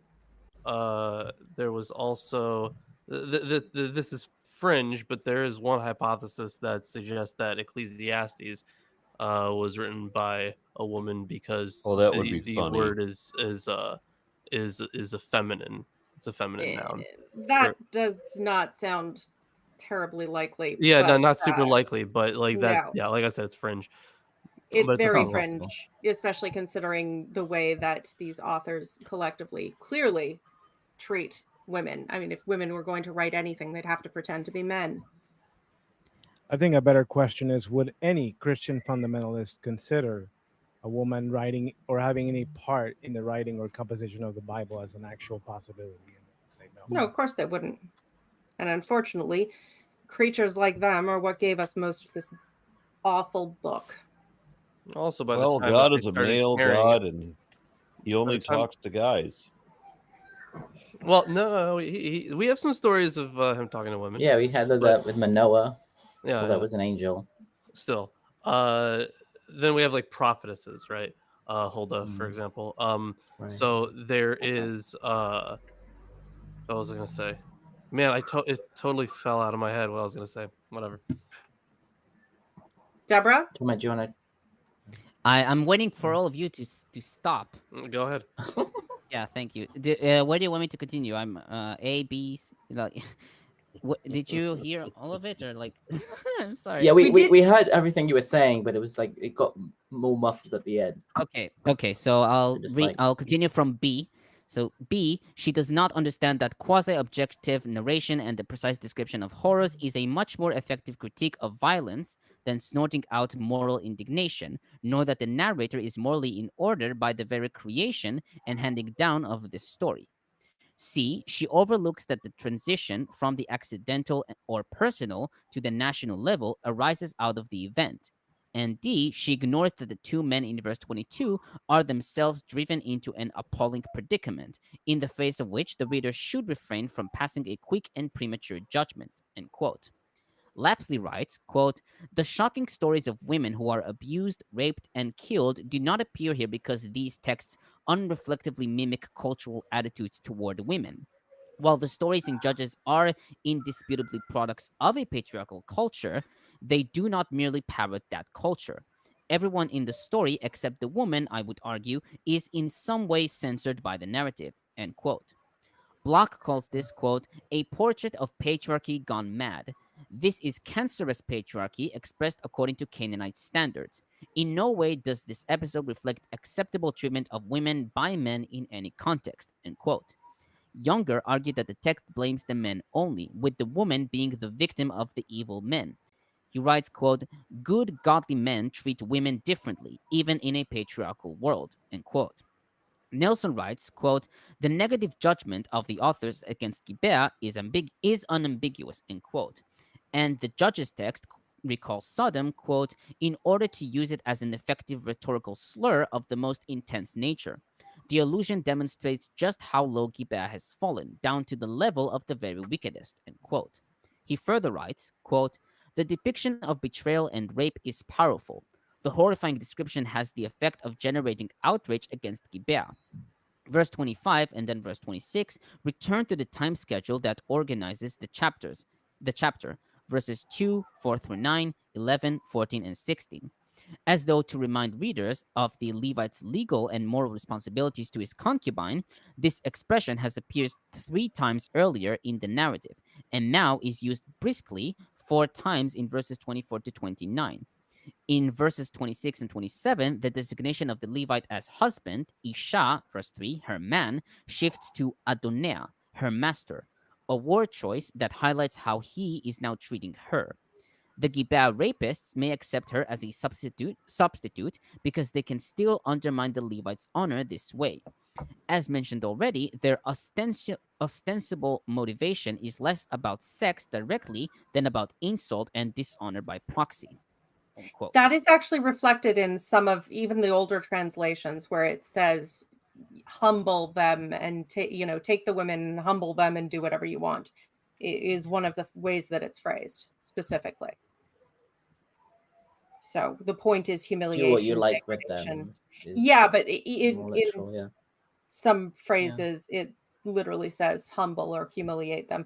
The point is it's degrading to the woman. Now, on verse 26, Butler comments, somehow the woman manages to get back to the old man's house as morning dawns. No one inside the house apparently notices her. She lies at the door until full daylight when the house begins to stir.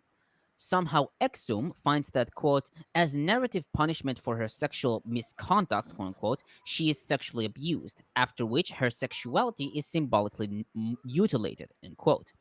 How can one read the text as anti-wife rather than as anti-Levite?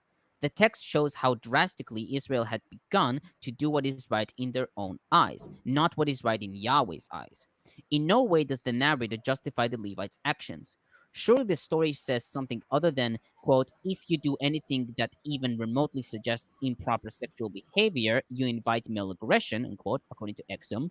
Seen from a wider perspective, the story says male aggression against women is the ultimate sign of self-serving immorality and reveals the sickness of a nation that tolerates it. But shockingly, Yahweh does nothing here. He did help out, kind of a little bit ish, with the angels in the Sodom and Gomorrah story. I mean, he blinded the men and then firebombed the city. I don't see what else he could do. Sure, yeah, but like here, there's like nothing. Yahweh's doing nothing. Well, depending on, you can read into the second chapter as being God being like, these guys are bad, but you're also kind of wrong in the way you're doing things or whatever. So I'm not going to give you an easy victory. If you read into him being an actual character. I mean, you can, but then you'd still have to. Yeah. The thing is, that would take, I think, at least from that would take more reading into it than, like there is like some occurrence of God doing some stuff, right? Well, at least they tried to talk to God. They ask God to. They ask God. He does end up responding to them, but and while that is true, like during this narrative, during the actual slaughter portion of the narrative, Right, he doesn't God is nowhere to be intercede. seen. Yeah, God cares a little bit about the war and the infighting, only maybe because it makes him look bad, but he doesn't give a shit about this woman or about what happens to her. It's because the nation was on such a low level that they didn't deserve a prophet or a judge. Now, on verses 27 to 28, Amit notes that the Levite does not express any feelings, yet the text hints that he is an unpleasant character. He opens the doors of the house and, quote, leaves to go on his way, end quote, as if nothing ever happened. The Levite's attitude towards his concubine is apparent by being termed her master, and by his saying to her, get up, let us go. Nelson writes that the scene, quote, sets the stage for the indifference of the woman's master or husband in the verses that follow. And Butler comments, Bloch says, quote, verses 27 to 28 portray the Levite as incredibly calloused, end quote. Apparently unconcerned about his second wife, the Levite gets up early in the morning to go on his way. Surprise, here is the woman, his secondary wife. Her hands are on the threshold, stretching as far as she can get, stretching as far as she can to get into the house, but to no avail. As Lapsley observes, quote, the image of safety and rest inside the door stands in marked contrast to the image of suffering and abandonment outside the door. This detail describes the disposition of the woman's hands functions like a zoom lens, mercilessly drawing the reader toward an excruciating vision of the woman's agony and the horror of the suffering she endured. And also pointing out that no one came to rescue her, and they just, they didn't even leave a servant by the door to let her in when they were done. Yeah. The other thing too is that aren't there laws that would prohibit them, especially being a Levite, I think, from becoming in contact with people that have died? No, that's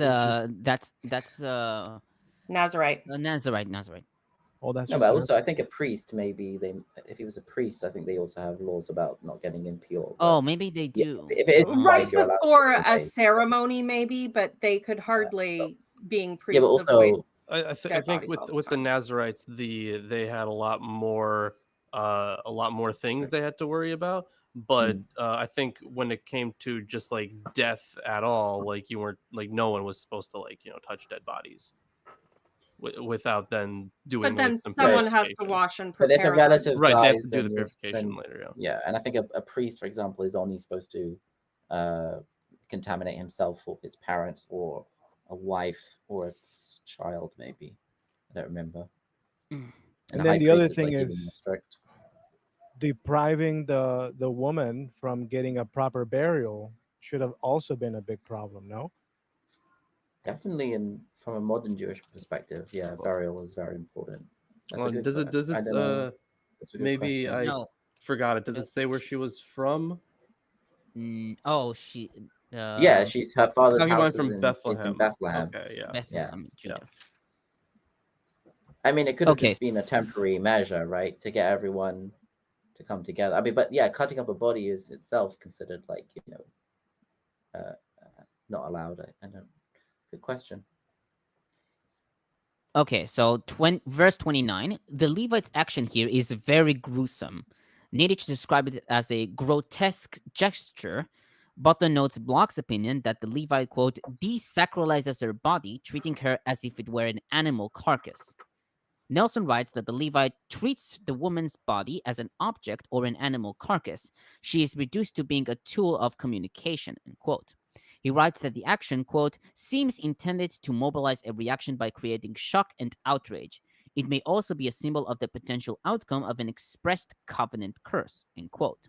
He notes a Mari document which describes cutting up a prisoner and depositing his body in a particular area to create fear and encourage locals to join in an urgent campaign. Thus, the Levite's message may be, quote, let those who fail to honor their responsibilities have their bodies butchered in this way, end quote. Several commentators note the similarity between the Levite's action and to that of Saul in 1 Samuel 11:7, where he cuts 12 pieces of an ox and sends it, quote, throughout the territory of Israel, end quote, in order to raise up an army. Butler notes that while O'Connell argues for dependence on the action of Saul, Bloch argues that the dependence goes in the reverse direction. He also notes Lazin's opinion that the parallel with 1 Samuel 11, quote, shows what happens when one cannot call upon a newly chosen king to rally Israel as one man in order to prevent or properly avenge a heinous crime, end quote. Niditch writes that the woman is, quote, a visceral symbol of Israel's body politic, anticipating the way in which Israel is to be torn asunder by the civil war that follows her murder, end quote. She writes that the woman's dismemberment leads to actual war, out of which emerges, quote, a new order, peace, and reconciliation between men, end quote. A reconciliation achieved through the distribution of women, end quote, being viewed as captured commodities. She adds, however, that the tearing apart of the wife condemns the husband as well, quote, for he desecrates his wife's body and shows himself capable of mad violence, end quote. Yeah, capable of mad violence. He literally just traveled and spent, weeks traveling to get her back and persuading her father and whatever else. And then he's just like, whatever. Yeah, just imagine what it would take for you to do that to your wife. Yeah, I mean, some say that, he seems to be indifferent to her suffering, but he's mad at what happened as some sort of attack on him, maybe. It's kind of, yeah, it's very much like if you've ever had the misfortune to have a narcissist in your life, family, romantic relationships, whatever, that's kind of the way they act. They're mad at people in the way that they're mad at a thing that isn't doing what they want. So even if you die, it inconveniences them and you're taking yourself away from them. So how dare you? And my final comment on this chapter, on verse 30, Abravanel wrote that the Levite did not report the events when he sent the limbs, which explains why those who saw them were very frightened. Alexandrinus and Vitus Latina have the following addition, quote, and he commanded the men whom he sent, saying, this is what you shall say to every man of Israel. Has it happened according to this thing from the day of the coming up of the sons of Israel from Egypt until this day, end quote. Several commentators favor the Alexandrinus reading. Fernández-Marcos notes that Josephus in Antiquities 5:149 reflects the content of Alexandrinus and explains the Masoretic text reading as a result of homo eo teleuton. Likewise, Nelson writes that the MT lost this section through haplography, but notes that some English translations like NJB and REB rearranged the verse into a better quote-unquote narrative sequence by putting the Greek plus at the beginning of the verse. He writes, however, that the final admonition fits better into the mouths of the messengers. Butler sees MT as original and calls the Alexandrinus reading a conflate text containing repetition and duplication, end quote. He notes that Amit favors the MT, quote, which supports the serious effect, and there is no reason not to interpret the present text as intended to emphasize a change in the place of the events and the spontaneous, repeated reaction of all those who saw the pieces of the concubine, end quote. And I'm done. Okay. Yeah, it does seem to make more sense that this is the message that he sent out rather than the people who saw the pieces just said the same thing. What's in the box? Yeah. Now, see, I don't know if we should continue. So we're at the 2-hour mark, right? Yeah. And chapter 20. I don't know if we should continue. 21. I was just going to say 2 hours on this one. Yeah, well, yeah, this one was pretty big, right? Yeah. So I'm not sure if we should, because I feel like with this, with the actual war, there would also be a good amount of commentary because trying to contextualize the history of it. Yeah, I'm perfectly good to push this off until next week. All right, I'm good with that too. I'm fine with that. So are we good for Saturday then? Yes. I believe so, yes. That's what I have. All right, so then Eric Wander says, although the intention is to trigger outrage in all the tribes, the number 12 is automatic, but it would actually be 11 because Benjamin is excluded. This is from Alter's commentary. He ate Yeah, the I left mean- piece. Yeah, you could also just 12 could also be like Levi, sent it out to Levi separately, and Ephraim and Manasseh are separate as well. So that's adds up to 12. Yeah, but yeah, It does it makes seem sense to that be just the number. automatic magic number thing. Interestingly it's like a enough, it's not the only. There are some instances where it's 9 tribes I've read too. Kind of weird. Yeah, Yeah, it just depends on if about you're how, doing the north. The list of tribe changes over time. Yeah, because the North was 10 tribes, so if one of them gets out of pocket, 9 would have to. I'm sure that changed over time. Yeah. Okay. Yes. All right. Well, I guess we'll see each other next week. What is the date on that? June 1st? Isn't it June? Yeah, June Yeah, 1st. June Yep. 1st. June 1st. Wow. I know that because I'm moving, so you won't see me. I'll Oh, miss you guys. Like John Cena, we won't see you. But I'll be back. Yeah, All we'll right. Well, probably very finish good Judges. then. you have to wear one of We those did this muscle whole shirts. show with this boa right here on my mic stand. Very A comfortable. boa? I She don't even put know her. herself up there, and she Oh, was shut just up. what? I Nothing. said a boa. I don't even know her. That's a Okay. joke. Lawrence, So wasn't here What- is what. Lawrence, what's wasn't up? there a thing you should mention? Something? Yeah, at absolutely. the So show? you should absolutely join the Discord if you haven't. If you haven't, there's something obviously wrong with you. You should also go watch my new video. Yes. So it's short form. It's only like 10 minutes. Because the big, as Aaron knows, the big research intensive videos, unfortunately, are not getting a lot of views. I'll still be doing those because like I feel like they're important to do anyways.